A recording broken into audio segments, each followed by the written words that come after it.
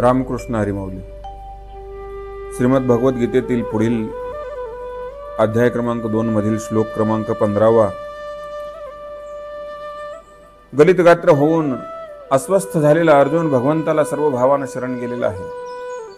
आणि देवा, तूच माझं सर्वस्व आहेस, तूच मला योग्य काय अयोग्य काय सांग. मी सर्वस्वी माझं भार तुझ्यावर घातलेला आहे, तेव्हा तूच ठरव आणि तूच मला मार्गदर्शन कर. अशा प्रकारचं शरणागत गेलेला अर्जुन ज्यावेळेस भगवंताला बोलतोय त्यावेळेस भगवंत अर्जुनाला सांगू लागलेले आहेत.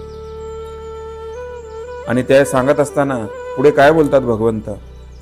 भगवंत बोलू लागले, यम ही न व्यथयन्ते ते पुरुषम पुरुषर्षभ समदुःख सुखम धीरम सो अमृतत्वाय कल्पते.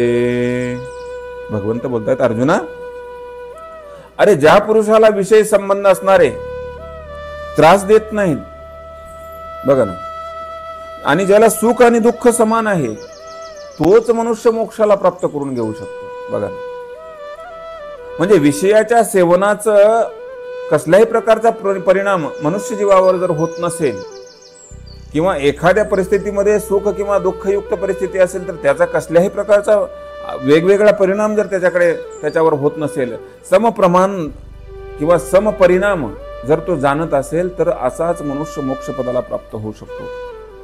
भगवंत अर्जुनाला सांगतात, तुझ्या मनामध्ये काहीतरी योग्य अयोग्य असा विचार येतोय. तुला वाटतंय की ह्यांना मी मारणार आहे आणि मी हे मरणार आहे.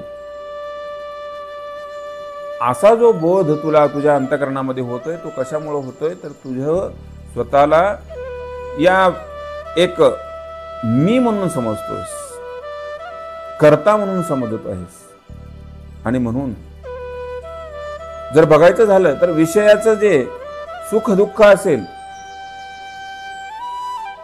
ते जाणणारे जे लोक आहेत त्यांना वेगवेगळ्या ठिकाणी अशाच या परिणामाला सामोरं जावं लागतं.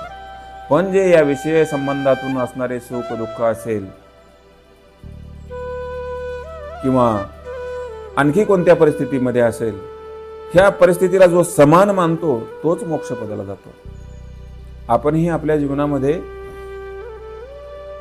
अनेक वेगवेगळी परिस्थिती आपल्यावर निर्माण होते.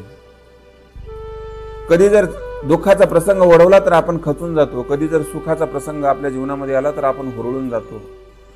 पण संत असणारे किंवा जे योगी असतात, जे भक्त असतात, जे स्वतःला जाणणारे असतात, ते कधीच अशा प्रकारचा विचार करत नाहीत की मी दुःखी आहे, हा प्रसंग दुःखाचा आहे म्हणून मला दुःख झालंय, हा प्रसंग सुखाचा आहे म्हणून मी सुखी आहे. नाही, ते सदैव समान असतात. जशा पद्धतीनं समुद्र असतो तशा पद्धतीचं त्यांचं अंतःकरण असतं, जशाप्रमाणे पर्वत असतो त्या पद्धतीचं त्यांचं अंतःकरण असतं.